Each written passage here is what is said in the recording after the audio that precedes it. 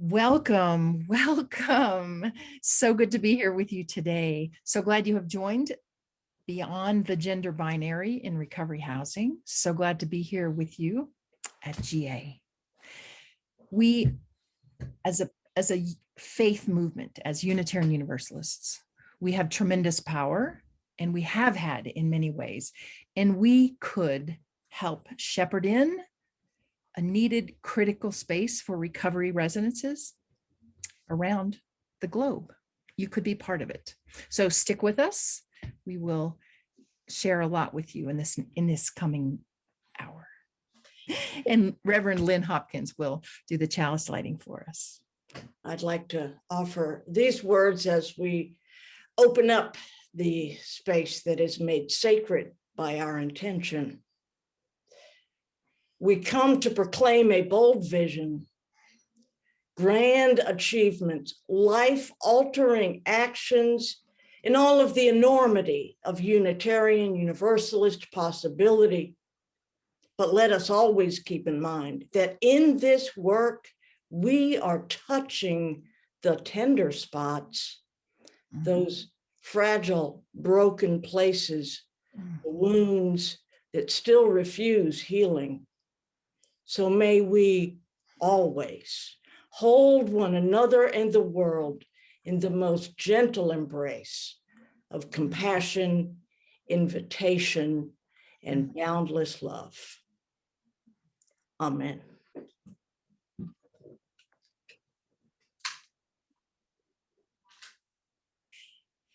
And we're going to introduce ourselves individually now. And so here is Cheryl Weston.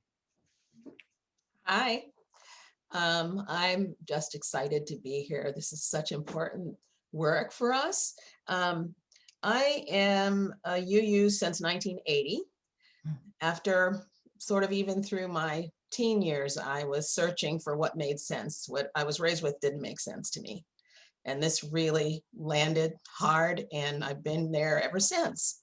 I'm an internationally raised activist social worker and inclusion specialist. That's kind of my word that somebody helped me put together, but it means that I focus my work on multiculturalism type issues of which this is a part. I've also done some sobriety coaching, and I was on the planning committee and am now on the advisory council for the Just Living program that Reverend Ruth created. Sherry and I met in 2014 at a conference on race at ILIV School of Theology. That's where we met. And I identified myself in a question as a UU, and Sherry came and slipped me a little note saying, hey, get in touch with me. I'm UU as well. And we've had a terrific friendship since then. My parents joined the Paramus Central Unitarian Church in Paramus, New Jersey in the mid-60s. And I have always identified as being Unitarian Universalist, although I really wasn't. I came back to the faith in 2008 here in Colorado. Our family back there in New Jersey, tragedy and trauma hit it. And I burst out into sex, drugs, and rock and roll in the early 70s when I was 13. My mom sent me to the first drug program in the country in the mid 70s. Being queer was a part of my story, a big part of my story, big part of my challenge, actually, with Alcoholics Anonymous, when I was told to go. Please, Ruth, you can't live with us anymore, but please go to AA because you need help. And so then I was in and out for a year and a half and did sober up when I was 21, which is really young. And I let that male God on the wall push me out. I couldn't tolerate it until I had to, right? So Alcoholics Anonymous really did save my life. And when I was called to ministry in 2012, I knew that I was called closer to the streets than the traditional parish ministry, although I do love congregations in the parish. But it was clear to me in 2012 that I was going to be doing something with folks just a little closer to the street, because that's where I came from: homelessness, shooting drugs. I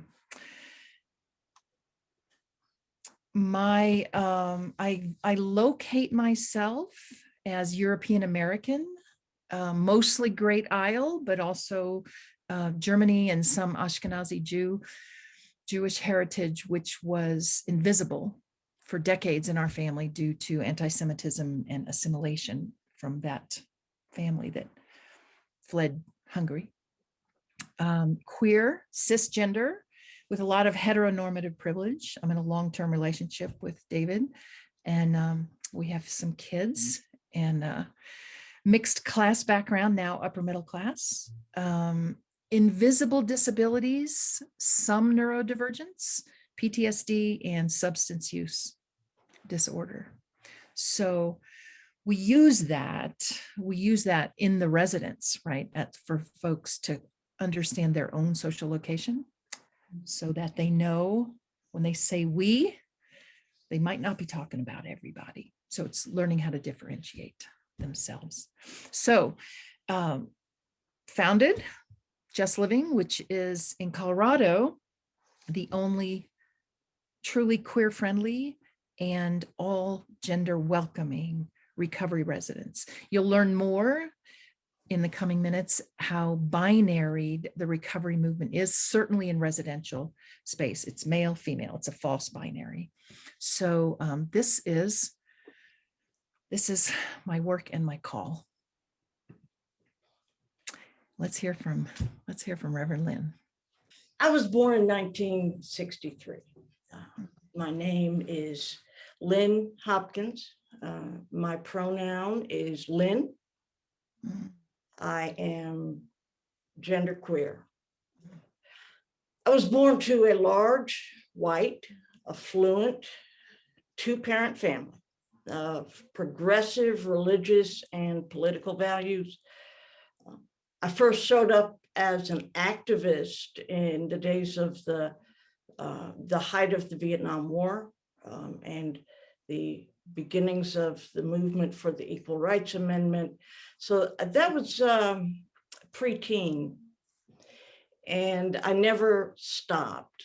However, my earliest memories are filled with a sense of being alien among human beings, being something other than the people who surrounded me. I lived with profound depression, but I learned to conceal it because I was really fearful of exposing my differentness. I was always expecting someone to put me out. At 12, I discovered the power of alcohol as a disguise as well as a pain reliever. By the time I was 20, alcohol and a variety of other drugs had become a way for me to survive in spite of a really strong desire not to. 3 suicide attempts and 13 psychiatric hospitalizations later, I entered recovery in 1985 in a 12-step program.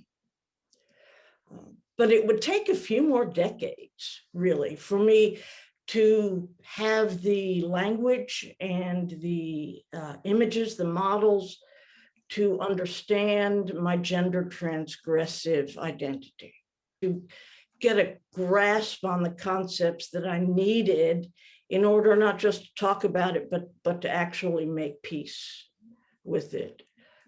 And that process continued well into my preparation for ministry.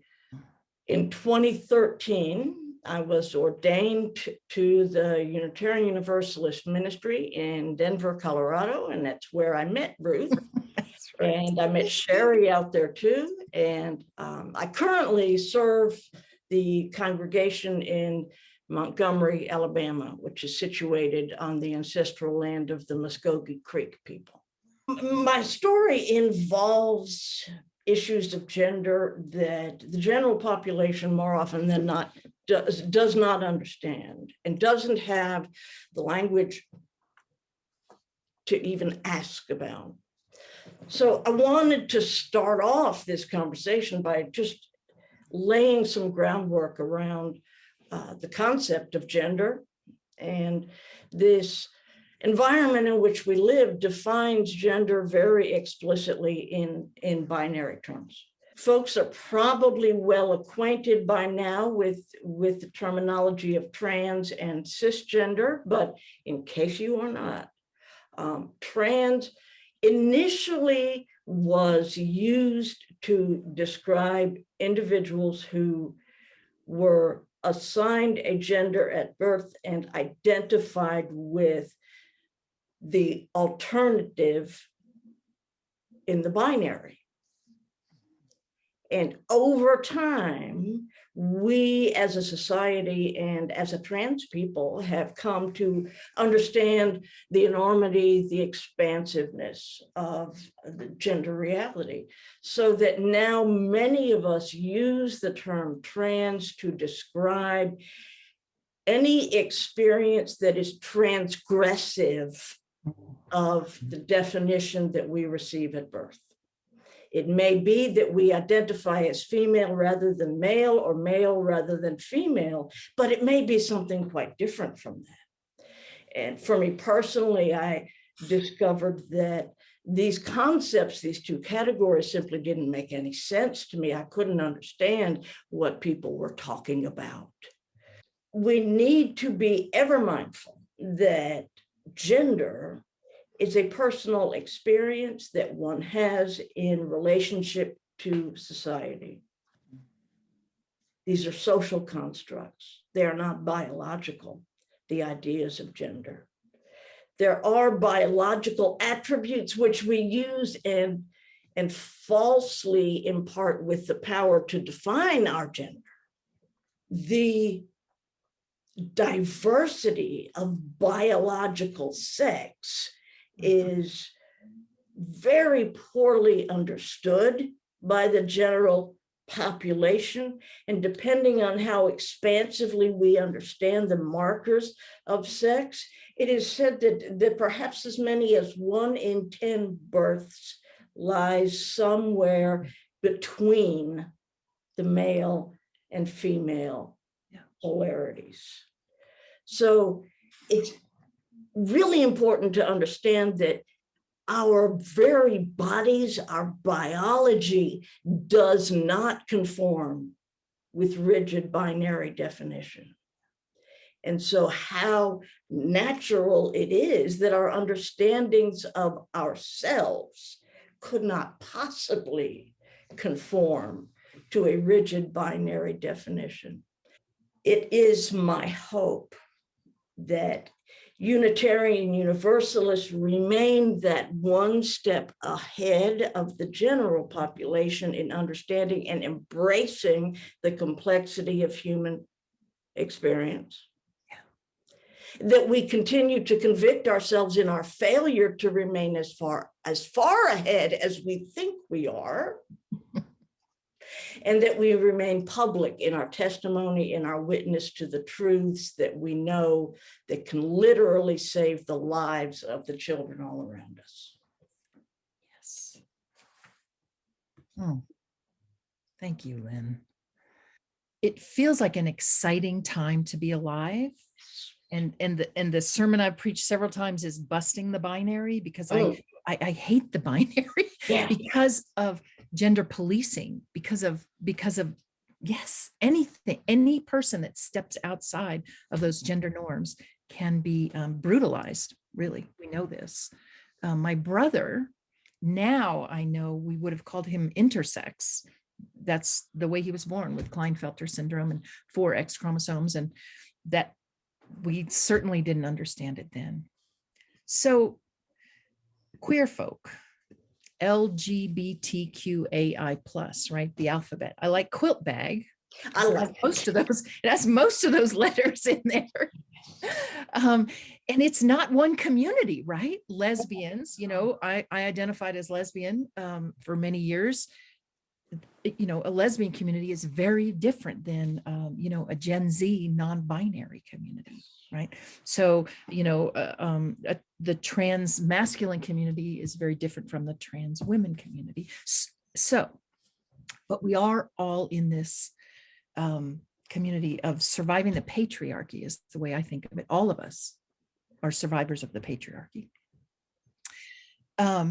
This community suffers more than the cisgender heterosexual community from cultural stigma, far too often from family rejection, far too often that is from religious abuse, religious trauma. There's so much religious abuse around the queer community and gender nonconformity.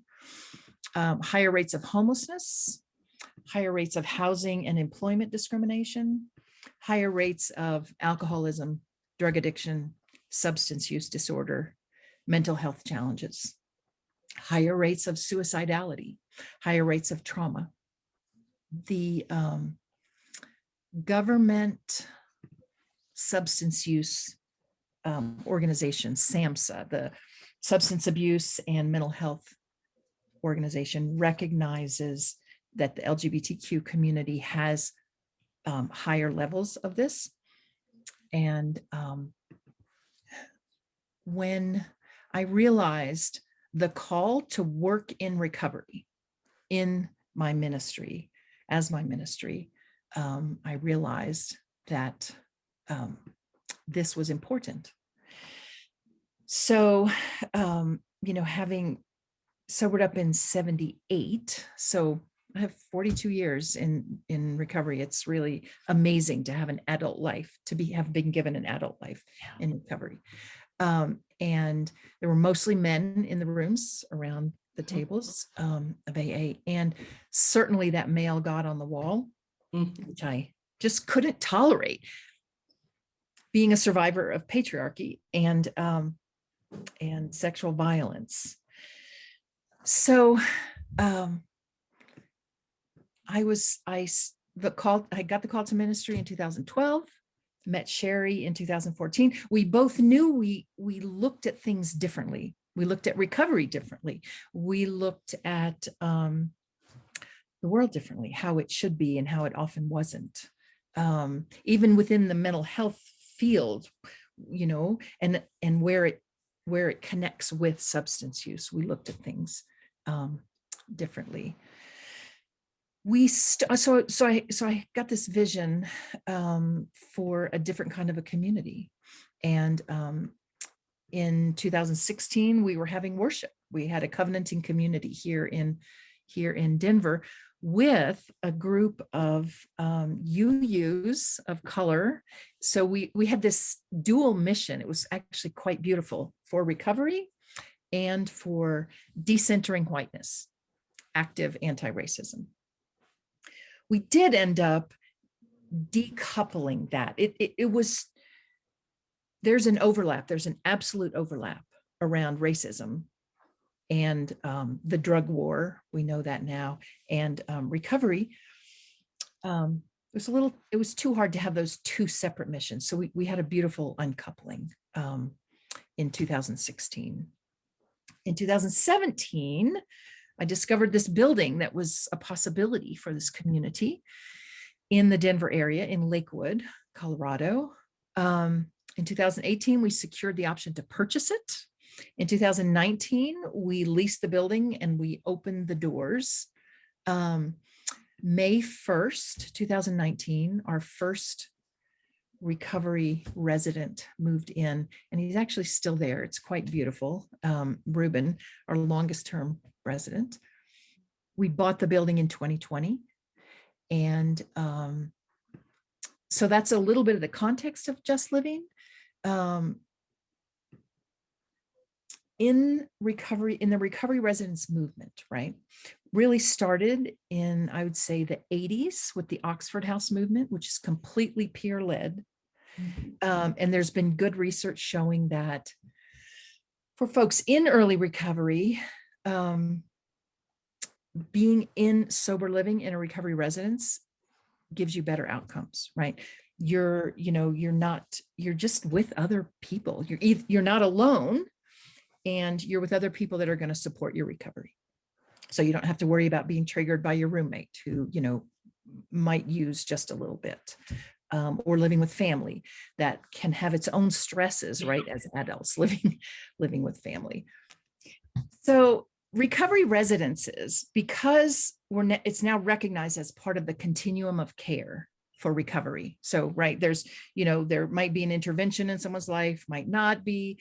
Someone comes to realize they need help with their addictions. Maybe they go to treatment, maybe they don't. Maybe they go to peer support groups.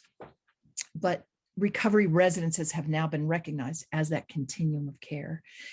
The part of moving into a recovered life, which is wellness in the holistic sense. So it's not, so what it takes to recover, what it takes to sober up, clean up, is often different than what it takes to stay sobered up and cleaned up, right? So you've got your whole life to think about. And recovery residences are now a solid place for folks.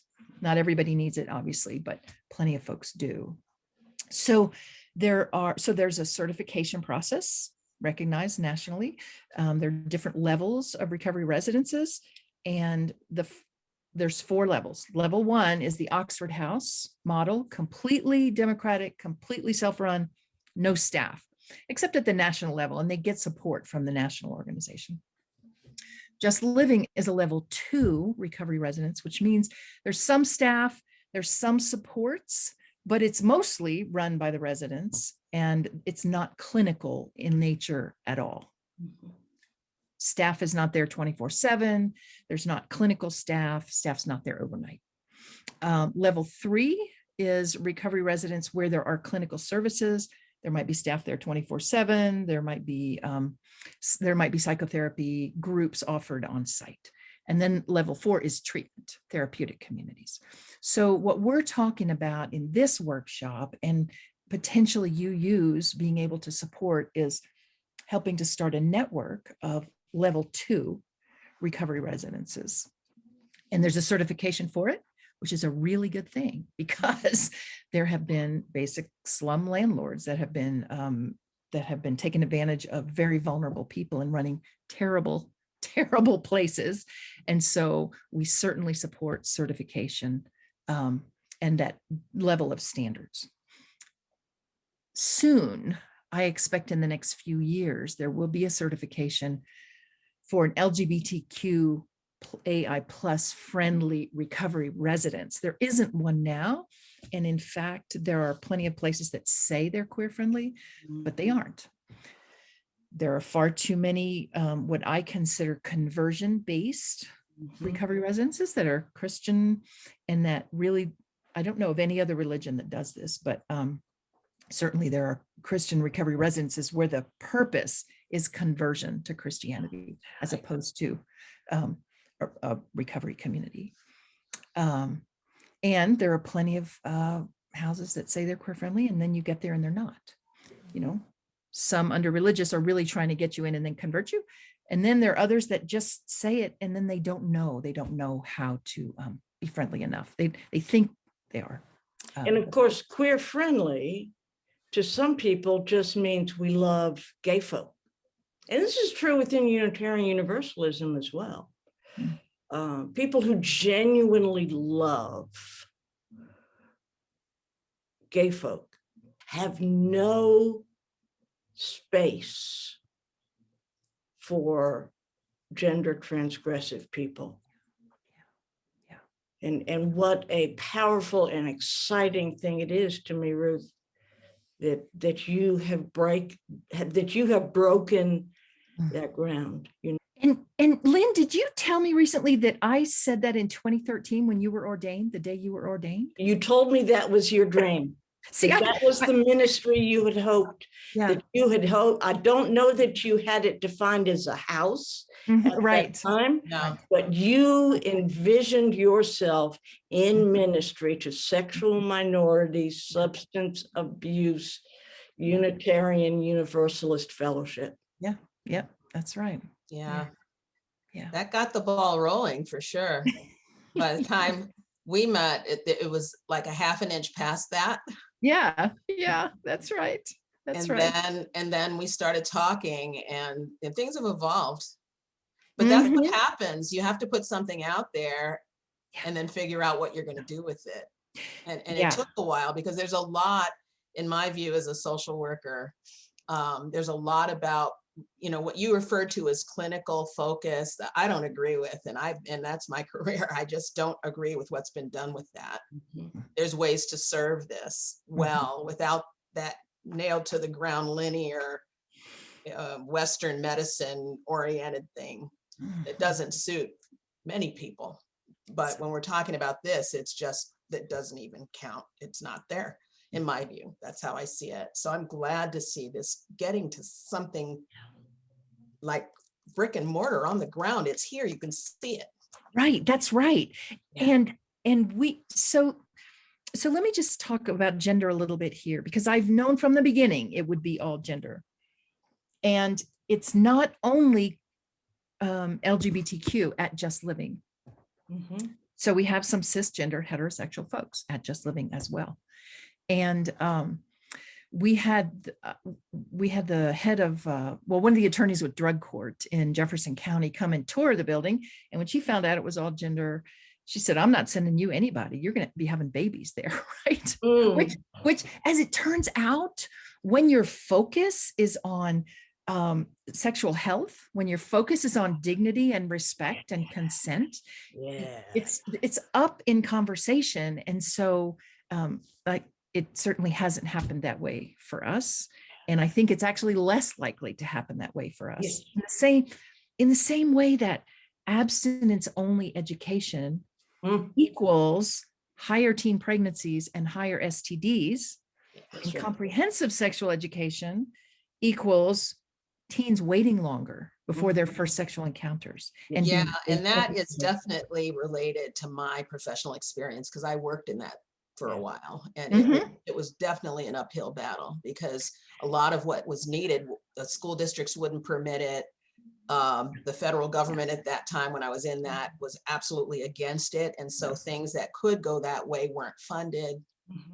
We've really been going up the hill on this. It's still illegal. It's in the state constitution in Alabama to teach any gender sexual variance in the classroom, to even mention it in a way that is positive.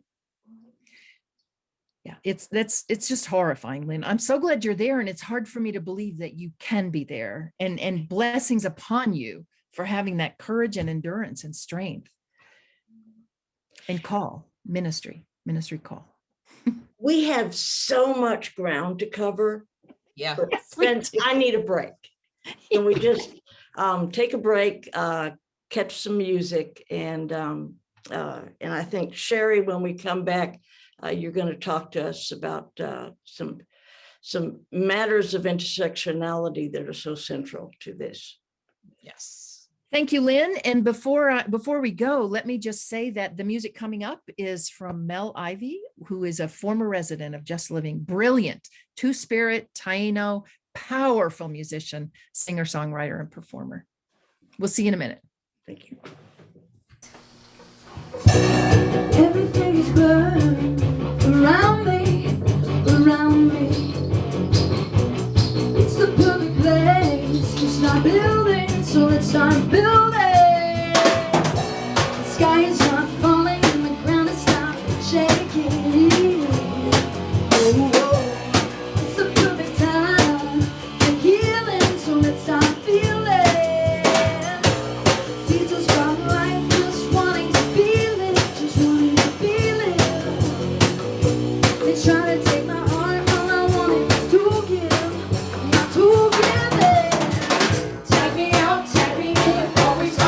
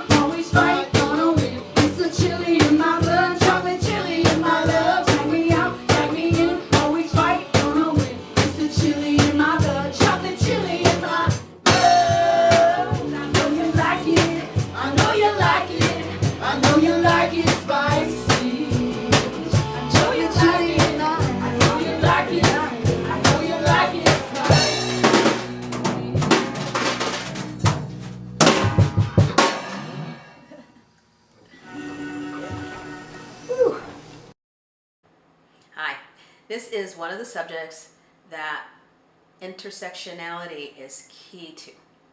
And you may or may not know what that word means, so we're going to talk about it for a sec. One of the first things you need to know is that intersectionality has to do with each individual person has more than one attribute. So in this case, we're talking about trans community, but it applies to everyone to say, in this case, a trans person can be African American, they can be Asian, they can be Middle Eastern, it's a lot of different things racially. But the other factors that matter, which we'll get into in a worksheet that you have, looks like an umbrella, is that any of those other issues do impact how that person experiences their world, what kind of biases they confront, what their background information has been or the formative thought that they got because of their culture's norms, and any number of things like that.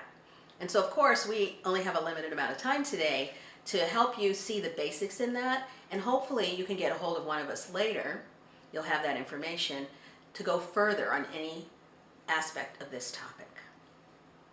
So the next activity has to do with looking at your own factors of intersectionality.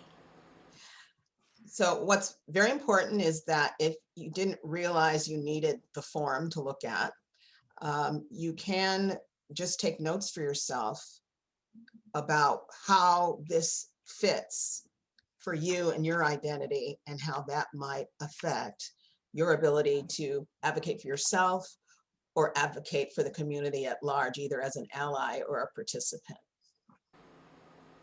Hi, here you have I'll call it worksheet that I developed back in, I think, 2004 to help people look at the issues related to intersectionality. And you need this, your own copy, in order to participate in this activity I'm getting ready to explain. So you know at the top, you see something that looks like a cloud where it's raining. And we have to look at the microaggressions and all the isms, like raindrops, that actually soak people and make them uncomfortable, and they get cold. They feel worthless and endangered and all of that. So those are the oppressions and microaggressions that are dripping down on us. The umbrella itself, it represents the protection that privilege has.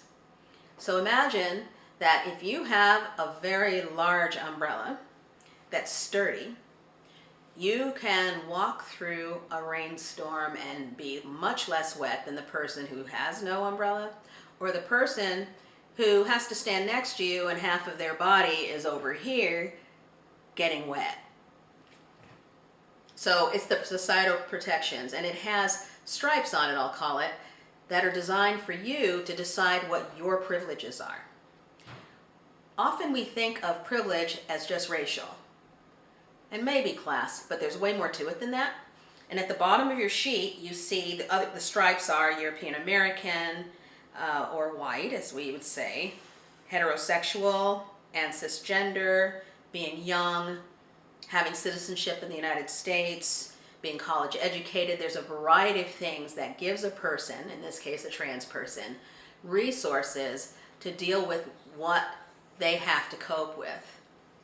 It also gives them the resources to, like, avoid getting wet, but to resolve any of it.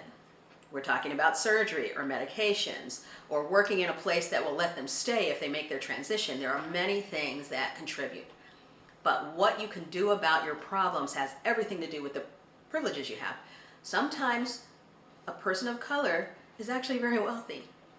Sometimes what we call a white person, I never use the word Caucasian because that actually applies to the Caucasoids and it just got warped for the United States purposes. You can look that up.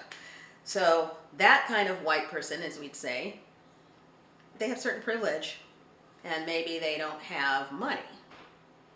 They might be from an area of the country or another country where they have actually been wounded physically over being trans. We know we heard a lot about that in Puerto Rico in the past year. That's an example.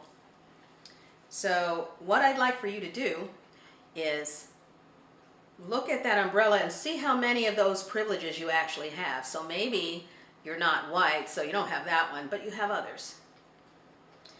The other thing we have on here is these little bubbles.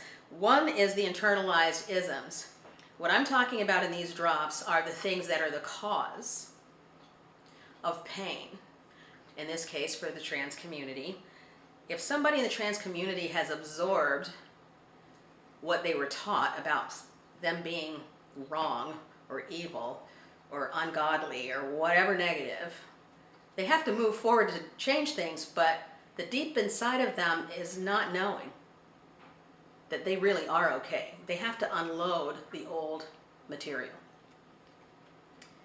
In this case, the intra-group conflicts, because of victims, inequities, and all kinds of conflict that's going on between the different communities in question, especially communities of color, but folks in the trans community have their subsets of folks. If there's bickering, it's going to be harder for them to get the things they need for the community as a whole. And the last one is prejudices that are targeted at other victims of other isms. So it's all mixed in there depending on which of the stripes that you have on your umbrella, whether it's a teeny weeny umbrella or a great big one that you have to share with someone else. So hopefully you can spend a few minutes thinking about that as it relates to you, whether you are a supporter or a trans person. And actually, that would apply to the next activity as well. It's a similar thing, a personal process that needs to be considered. And my guess is that you'll have to go back to it later after you've listened to all of what we've offered you and go over it again, perhaps with friends or family or in your church community. So let's watch that third one, because it's so good. The third one, the continuum of the different groups, is so important. You have another worksheet. It actually has a few pages to it, but this one has a diagram on it that you need to look at. So grab that and then follow me as I discuss. I have two continuums here. One, I'm calling the white continuum with quotes because that's a complicated term and maybe another workshop could deal with that. And then the second one is targeted at non-white community of all sorts. It's just that the specifics might play out slightly differently depending on where they're from and so on, how brown they are or not, like that. Okay, so the first one is only for folks who are white in the so-called true sense of the word, but somebody can be biracial, which means that both of these continuums count to them. So if you're a biracial person, you need to look at both of these from the angle that represents the family structure that you come from. The first word you see is racist. There's an arrow there because racists who would burn someone's house down or murder someone, something awful like what happened in Puerto Rico last year, that's bad, that's racist if something happens for that reason. In this case, we're talking about trans folks, but very many of those folks were not white. And then another kind of racist means somebody says something really gross and ugly. That's still racist, but it's not bloody in the truest sense of the word. Ethnocentric means you think everybody's fine as long as they're a lot like you. And that's the complicated thing for people of color who have totally assimilated, and therefore they're more favored, I should say, by white folks than the browner people who would rather stay closer to their own roots, all of them. Non-racist to me is a negative because it's the enabler. It's the opposite of this shirt I'm wearing. If you don't like something but you're not willing to take a risk and say that you don't like it or do something toward fixing an error that you have witnessed, you're an enabler. So you have a problem to fix. And then anti-racist has to do with the person who is proactive. It can be money, it can be activism, it could be all kinds of things, but it's a positive toward changing things. The second one, for persons of color, it mirrors the other thing. They're looking at each other. So if your family taught you to accommodate everything, the racist will get worshipped or something. They will be able to do or say what they want with no consequence. And a person who was raised to accommodate it is really, in some ways, contributing to that person's ignorance. Now, that doesn't mean it's their fault, because there's some safety, obviously, in there sometimes as well. But sometimes it's really just words, like something that happened at work, or with the next door neighbor, or the kids in the playground. With awakening, there's something that happens to us, whether it's these ugly things that are going on in society right now, or whether it is a book you read, or a lecture you went to. Maybe this is one of them. You're starting to wake up. Now, this is based on racial issues, but if you changed this to mean just the queer community, there's a way to wiggle it just a little and still make it work, because there are trans folks who are not white, as I said. And the folks who are allies and are white have those other issues to look at as well. The last part is being affirming of self, and that's the healing process from internalized ism. In this case, it might be that real doubt about being queer or being trans or whatever kind of factor, and needing to embrace it better. So this is another activity for yourself, actually, to think through, do some journaling, and realize it's not a straight line. It can be a hill. Sometimes it's like that, sometimes it's not. It can be stairs. Doink, doink, doink, doink, whoops. Doink, doink, doink, doink, up there.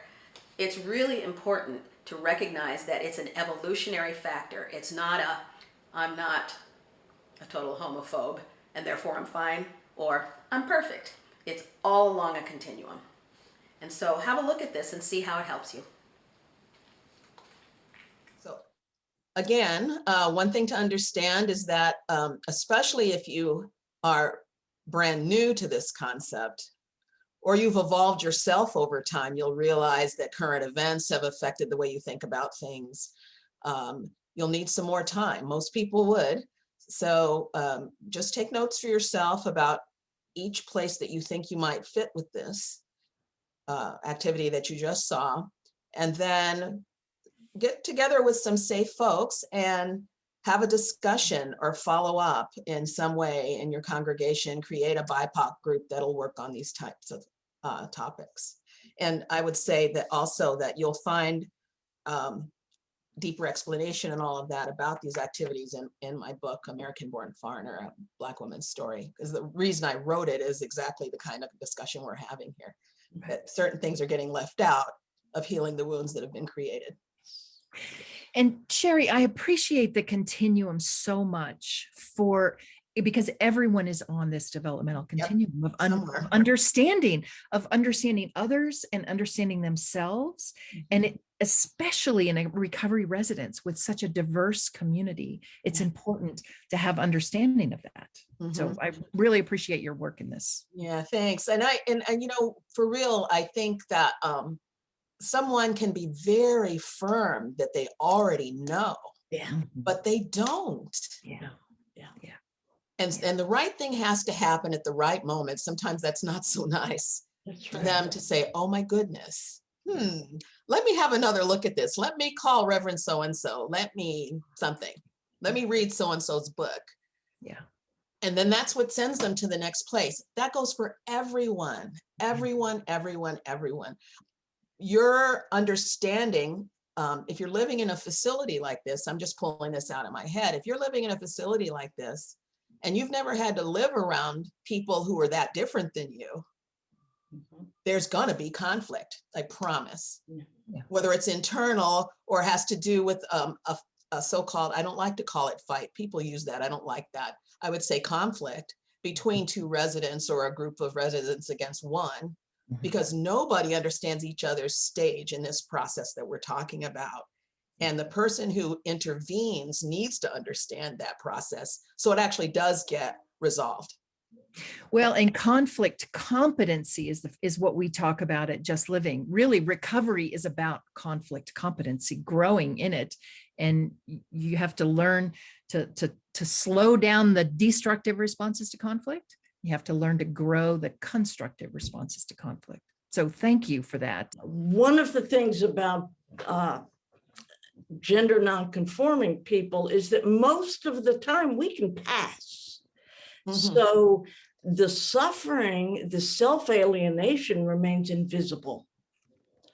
to the larger world. And Ruth, you know that that sort of self-alienation is one of the primary triggers that initiate substance abuse and other self-destructive behaviors. Yeah. And this really is a key reason why I am so appreciative of the work that both of you have done in creating Just Living. I suspect that very few who have not lived it, if any, are aware that for a person who experiences themselves as non-binary, there literally is no safe space in the world. Not at home, not at school, not at work, not in the general public. And there are some instances where the alienation is front and center. You know, how do I use a restroom? How do I use a dressing room? What calculations do I need before entering this space? How do I present and how do I respond, if at all, when misgendered? How do I, you know, all of these things are, they are a continuous monologue within the consciousness of gender nonconforming people.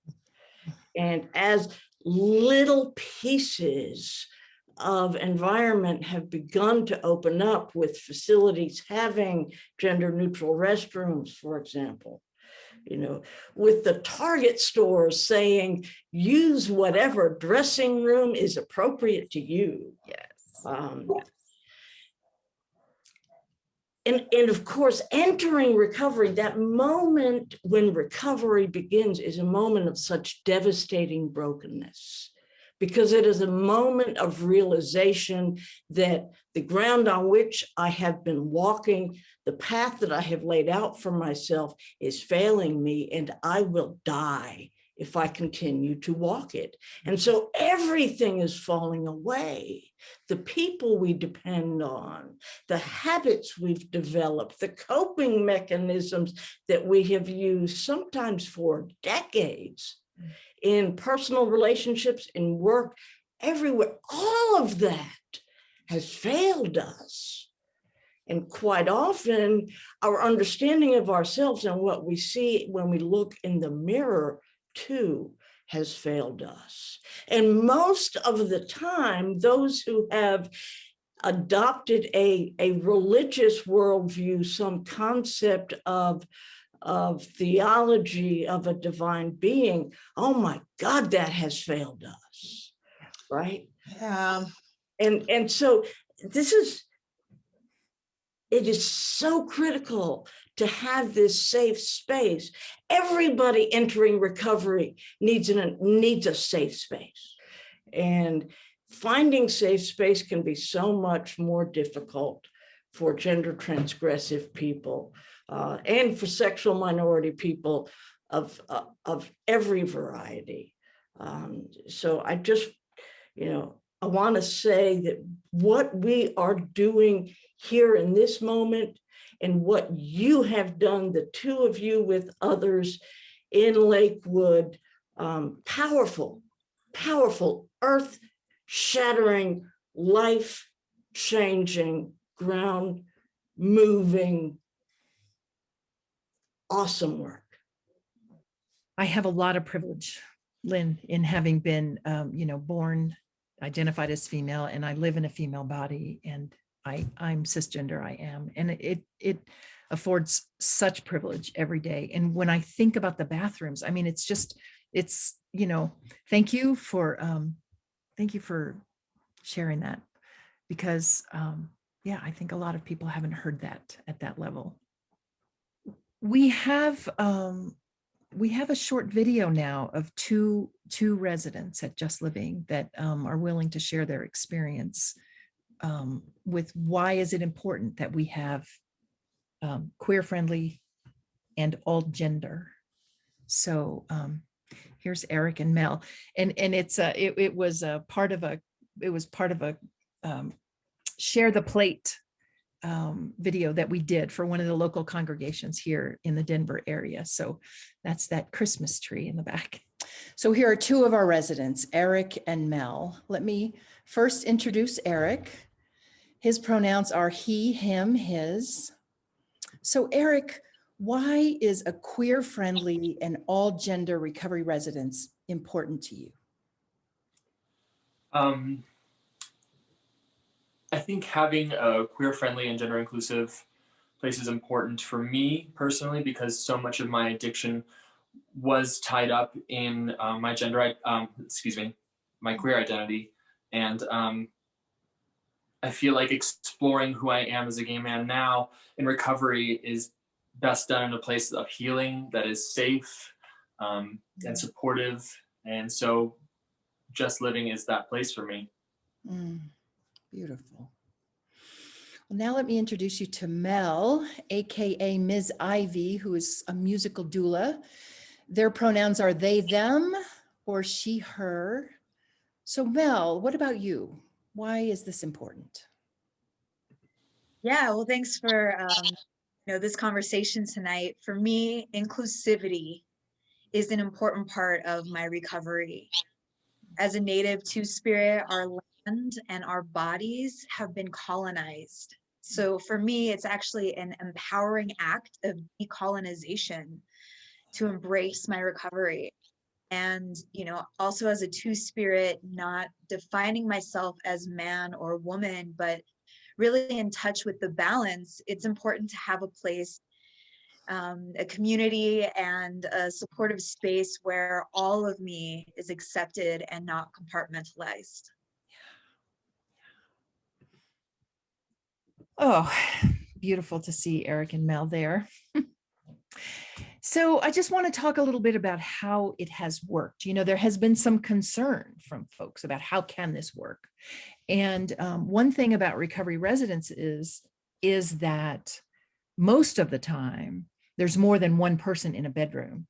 At Just Living, when we started, there were two people in each dorm room.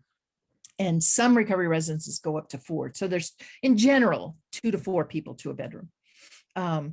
And like we've said, they are traditionally male or female, which, as you said, Lynn, originally trans was seen on the binary, right? Someone went from one gender to another. But even that's not good. If it's a binary house, it's not that great for a trans man to be with, all other cisgender heterosexual men. It's not that great for trans women to be with all cisgender heterosexual women. And for I'd say lesbians probably do the best in all female environments.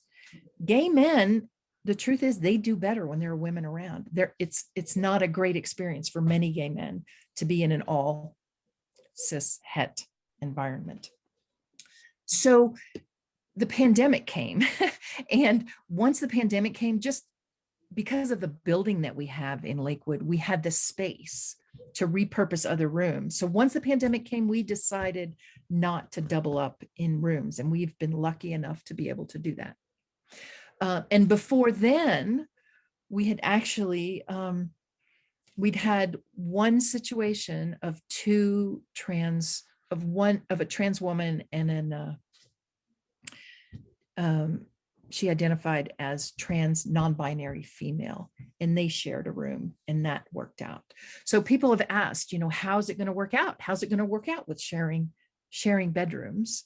Mm-hmm. And it will always be case by case, individual, right? So when someone comes in, most likely you're gonna want one room, unless you already know, right? Unless you already know. But for this to work, there's got to be consent on both sides. Who's going to be sharing bedrooms with whose?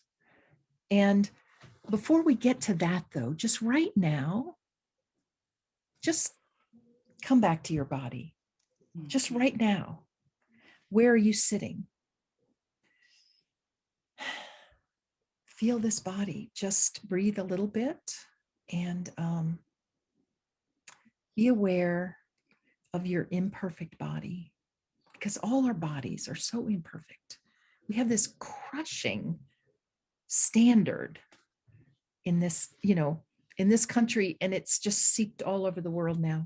People didn't used to think about bodies in this way. They didn't used to worry about their bodies and how wrong they were, right? But our bodies are imperfect. So when we think about bodies and bedrooms, let's think about desexualizing the body, right? Because that's where so much trouble comes in, right? Feminists have talked for a long time about how breasts are sexualized, and therefore women can't go topless the way men can go topless because it's so sexualized. This country is based in repressive religious intolerance and fierce gender policing.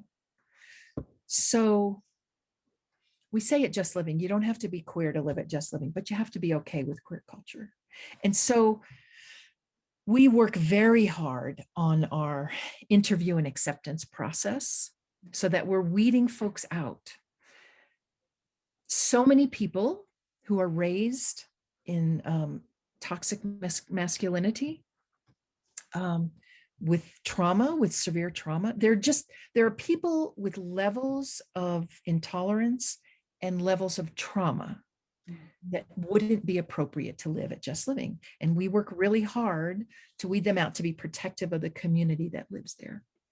So when you think of anger management, right, that's trauma. That's a trauma background. Reacting with violence, that's a trauma background. So there are levels of trauma that are not going to work in a community like this. But when you have a culture of dignity and respect for people and for how they define themselves, right? And this goes along with sexual orientation, gender identity, social location. Mel identifies as Two-Spirit Taino, which is the indigenous Puerto Rican community. That's her heritage. So each person defines themselves. And so how you have folks in the dorm rooms together, you're going to have conversations about this, about desexualizing the body. I mean, the idea that people of difference couldn't sleep in the same bedroom, I think is just wrong. Because when you think about it, if most people are relatively modest about their body and sleeping in bedrooms in a hotel room, you've got families that sleep together, that live together. If you've committed, which residents do commit to no sex and no sexualized behavior within the household and with each other, that's not how they're going to want to live the rest of their lives. We're sex positive, actually, right? But in a recovery household, that can really turn you away from your focus on yourself and your recovery. So if you're committed to that, and you're committed to consent and respect, you can share bedrooms together, and it can work out. And like Sherry has said, and I'll just say this again, at the end of this, we're going to have contact information, and you have that in your handouts as well. So please feel free to connect with us. So just a couple stories about people. Our first resident came in, and honestly, I thought he was a gay man for 3 months. And then I did a social location education piece for the community and found out he's cisgender heterosexual. So, I make assumptions that are wrong all the time. So it's good for me to let other people identify who they are. We have had, at the very beginning, we accepted a few people who did not have substance use disorder based on keeping them out of homelessness. Mm-hmm. So we invited a trans woman to live with us who was turning to alcohol, but it hadn't slipped into a disorder yet. And she lived with us for a good while, and then and then came back because she needed supportive housing for her gender affirmation surgery. So it was like an honor. It's like an honor and a privilege to be able to support her in that way. You've met Mel, who you'll hear her music. You've already heard her music. Mel had 5 years sober already, 5 years clean already when they came, and was scared of relapse because of a difficult transition in their life. Came and stayed for 5 months.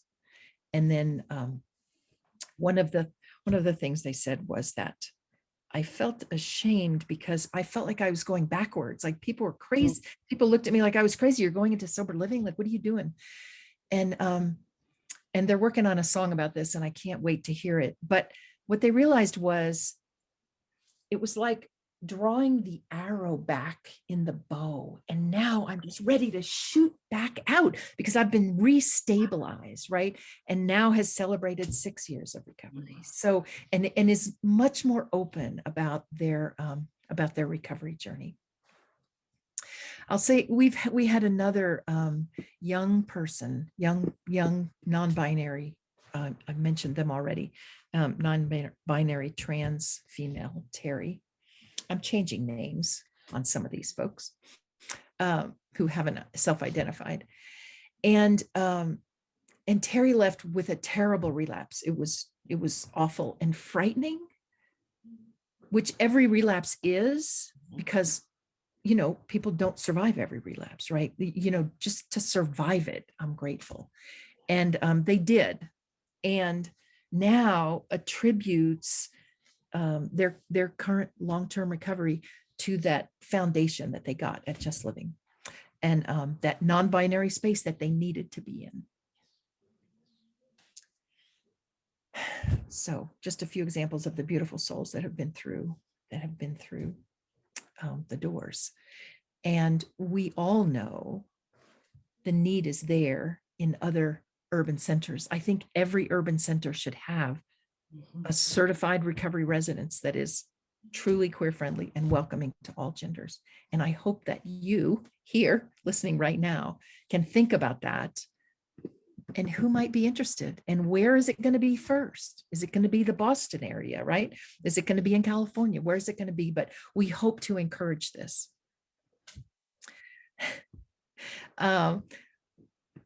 Let's talk. I'm going to shift now. Let's talk about pathways of recovery, because you've heard from both Lynn and I that 12 steps saved my life. It absolutely did. And there's a meeting here in the Denver area that every time they refer to the big book, read from the big book in their meeting, they talk about when this was written, who it was written by, right? And it's a book of its time. And it's not going to change, right? That's not going to happen, most likely, certainly in my lifetime. But the 12-step movement, which I've heard called the most significant spiritual movement of the 20th century, was written by and for white, upper middle class, cisgender, heterosexual men. And that doesn't work for everybody. And I'm grateful that it did for me. So Just Living is an all pathways recovery house. And I think that works for Unitarian Universalists as well, because we can just get itchy and, reactive to religious language, which certainly happens. But there's a lot to be said. I love the 12 steps. There's so much to be said for them. And there are other peer support recovery meetings now. I think one of the best things about 12 steps groups is the community that you get with it. So, you have people to call. You can heal the trauma, which turns into attachment disorder through substance use. And when you have such wraparound community like you can get, that heals the attachment, that heals the trauma. And so now there are other peer-based support groups like Smart Recovery, Life Ring, like Women in Sobriety. There's several. There's Dharma Recovery. So the truth is, it's easier if a recovery house is requiring 12 steps only. And most of them do. Most of them do require 12 steps only as a recovery plan. That's the word I'm looking for. It's a recovery plan. So everyone that lives at Just Living is required to have a recovery plan, but not necessarily 12 steps. And it's, it's more challenging, but we're up to that task. Unitarian Universalists are up to that task. We kind of specialize in accommodating and not tolerating, but rather embracing the variety of spiritual pathways. Yes. Yes. And Sherry, you actually introduced me first to the secular recovery 12 steps. And there is a growing movement now of secular 12 steps for folks that have a particular problem with believing in a supernatural higher power. Mm-hmm.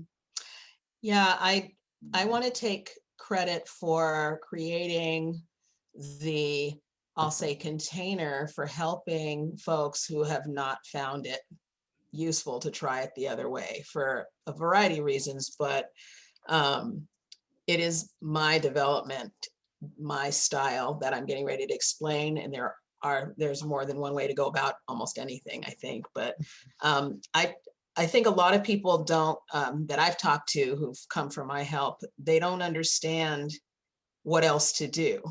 They want to kind of throw the whole thing out the window because it doesn't suit them, and they don't even know there's another way to look at it. Now with UUs, that might not be the case, right?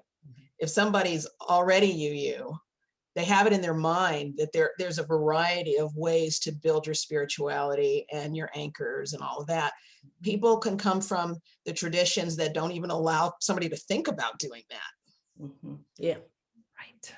So what I try to do is just don't use any of the language that other people use, and encourage them, by referring to some of the programs actually that Ruth just spoke to. I've referred people to those. But when I'm talking to somebody one-on-one, I focus on a mind, body, spirit connection and their coping mechanisms and how those things interact. So if they've created a path toward trying to be well, but they're struggling with the substance use damages, it's hard to clear it up and have a path that looks like it's going somewhere that's going to help them, because what they have in their head is that other way that they don't like or don't agree with or whatever. Part of the way that I like to explain things is to give concrete examples. I have a brother who's gay, and he's a minister. Technically, he ended up not getting ordained. That's another story. But that is the kind of family, traditional Baptist Christian family that I come from. And what helped me in all of the steps to finding ways to help people in different ways was learning from him what he had to do with the Bible in order to make spirituality make any sense. Mm-hmm. And that was before I was even a social worker. I think I was in special ed then. But that was one of the paths that one of the I'll say pillars that helped me to realize that there had to be another way to talk about this so people could open their doors to another way to get well without feeling like they had to duck something.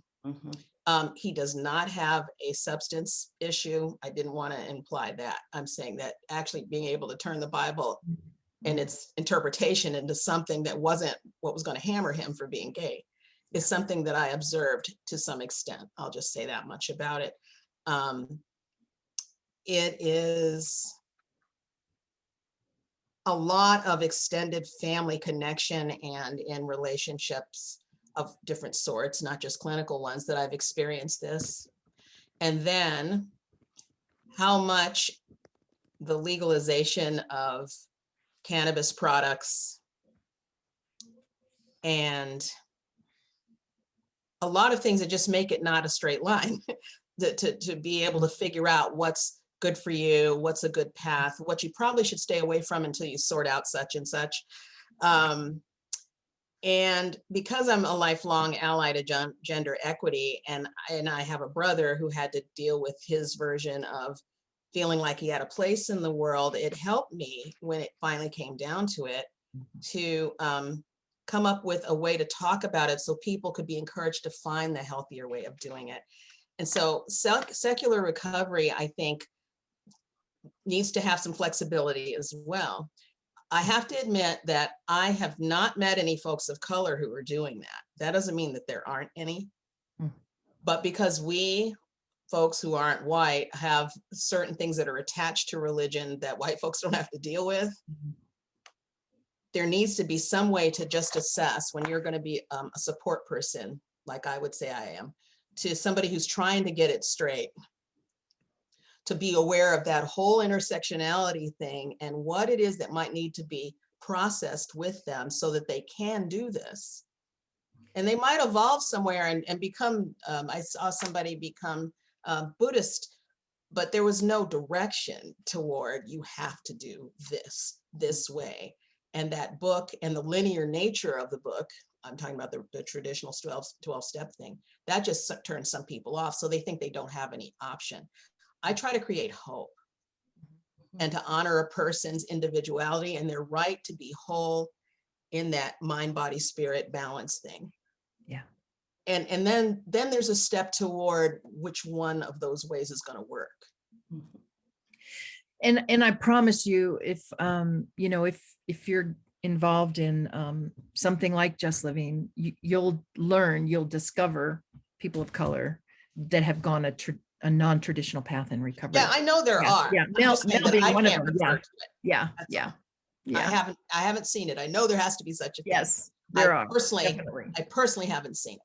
Yeah. So I have to leave that piece out because, just because that's not what I've experienced. And some of the things that, I just wanted to allude to right now have to do with realizing that sometimes this struggle about nailing down coping mechanisms that are healthy. Yes. It's ongoing as anything. Okay. And because we're Unitarian Universalists and we have a different way of talking about religion than most other folks anyway, the fact that Just has that UU in there really matters. People, it's like, oh, there's somewhere else to go. And so that would be the way that I would say that it's important that people know that that's an option, because they might go back and decide that the traditional 12 steps are good. And there are some secular 12 steps. Some things have really fashioned itself after the 12-step program. They just tweaked some things, but there's also this way of just not even doing it that way. But folks have to know what their options are. That's the most important thing, I think.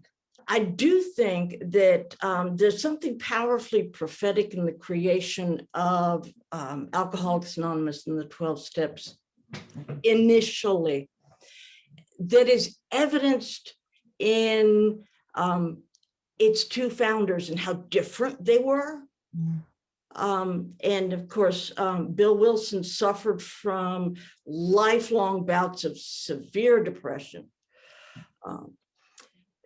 But his partner in this work, Dr. Bob, had a much broader, more open, freer understanding of religious possibility, so that where Bill's framework kind of locked him into a conventional orthodoxy, Dr. Bob actually took his kids to experience other kinds of religious traditions. One of the most exciting discoveries for me reading the history of the movement was to learn that he'd taken his kids to Unitarian worship among all sorts of other expressions of religion.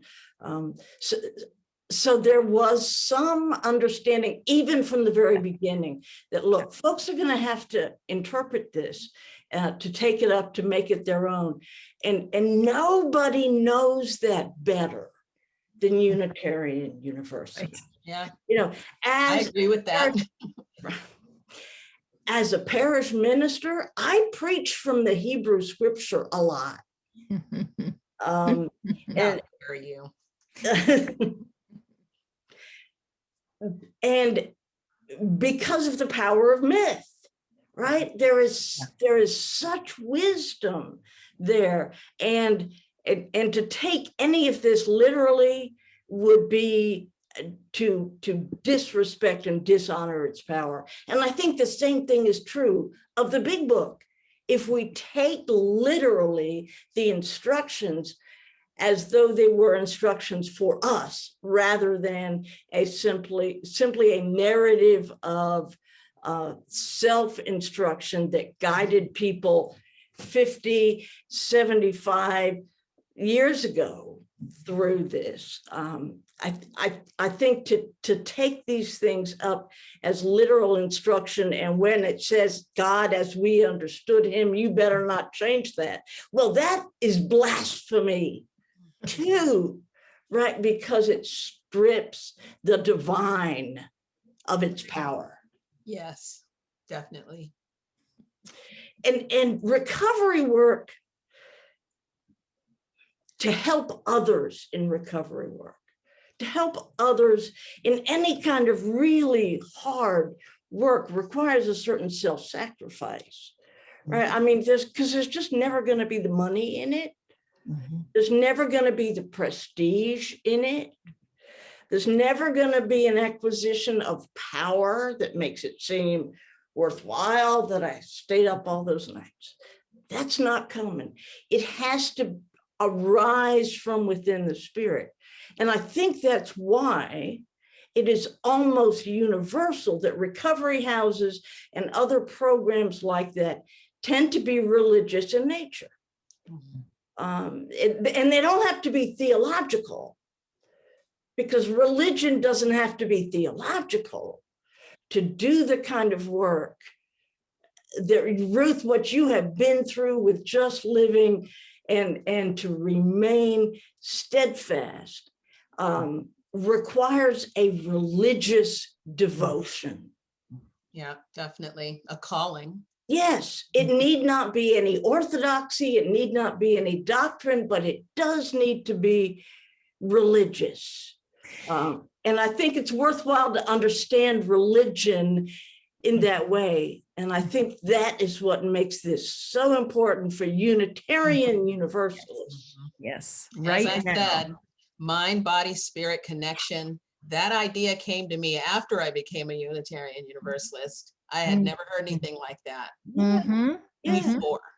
Because it has to be a level of religious understanding that Yeah. encompasses all people and honors the inherent worth and dignity of every person, individual, right? That's a singular noun. It has to do that every single time. And in my experience, Unitarian Universalists, we don't do it perfectly, not by a long shot, but we are the one movement that is dedicated to that principle before all others. And someone recently asked me, like, what are Unitarian Universalists uniquely poised to do, right? And that's why we're doing this workshop, right? Because I believe that Unitarian Universalists, we have led on LGBTQ AI plus issues for decades, and we're still not perfect on them, but we're still ahead in so many ways. And this is something that Unitarian Universalists can do. So what would it take, right? What would it take? It's going to take a deep spiritual commitment. I love what you said, Lynn, about that religious call and that religious passion for service. And right now, as far as I know, there's one other recovery residence in the country that is truly queer friendly and welcomes all genders, in Richmond, Virginia, Peter's Place, started by a beautiful Black trans woman. Now, I don't believe she's religious at all. We also have in Colorado the House of Rahab, which is not all gender welcoming. They're queer friendly, but it's just women and trans women, no non-binary And there's a place for that. And the woman who started that, Corinthia Brown, is Muslim, deeply faithful, and it is her call. So what can we do, my friends? What can we do as Unitarian Universalists? And what will it take to start? It'll take a couple of people that can hold this vision, and starting a committee. Like Sherry and I, it was just the two of us for a year or so. And almost, a religious, almost that sacrificial orientation that you can only find in religious community.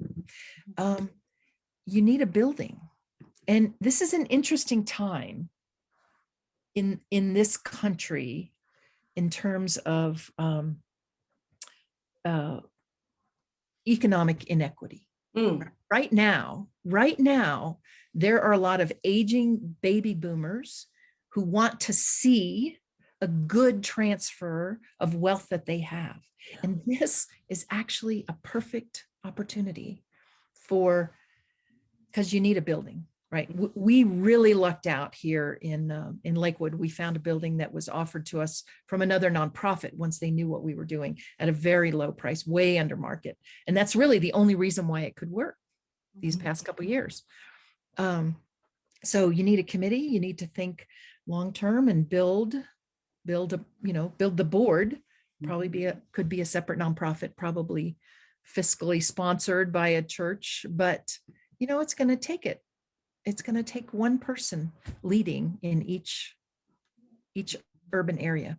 We should have one of these in each urban area. So in your handout material, you are going to find contact information for all of us. You are going to find an email that you can send. We're probably going to build a listserv. We're going to build a community of Unitarian Universalists that want to see this happen. And we welcome you to be a part of it. This is a serious undertaking because lives are at stake. Yes. And it's very different than a congregation that meets several times a week, even, right? For the most involved, right? You're at the congregation or the building several times a week in non-pandemic times. But this is breakfast, lunch, dinner, nighttime. This is a residential community is a beautiful, beautiful place for people to grow into conflict competency, grow into dignity and respect for themselves, and grow into so much learning about each other. And Sherry, before we go, I just want to highlight your book. You are an amazing person with a unique background and in multiculturalism. And so I just want to recommend American Born Foreigner, a Black woman's story. And Unitarian Universalism is throughout this book. Yeah.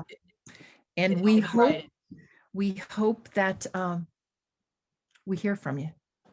We hope that we hear from you. Lynn, thank you so much. Sherry, thank you so much for participating in this. Yes, Blessings my pleasure. upon you. And thank you everyone for being with us. And we hope to hear from you. Yes. Take care. Would you like to extinguish the chalice, Lynn, and close out this time we've had together? After Lynn extinguishes the chalice, we're going to go out with some music. Thank you, Lynn. And a beautiful trans woman, singer, songwriter. And her name is Namely Brennett. Enjoy her beautiful song, We Belong, because you do. You belong.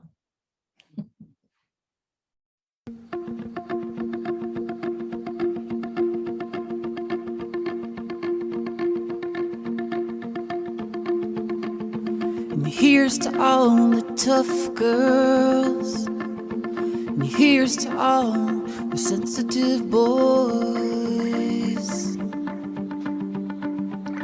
We belong, and here's to all the rejects, and here's to all the misfits. We belong. And here's to all the brains and the geeks, and here's to all the made up freaks, yeah. We belong. And when the same old voices say that we'd be better off running away, we belong anyway. And here's to all the one-hit wonders, and here's to all the mistakes and the blunders. We belong. And here's to all the fashion don'ts, and here's to all the Friday night home alones. We belong. And when the same old voices say that we'd be better off running away, we belong anyway.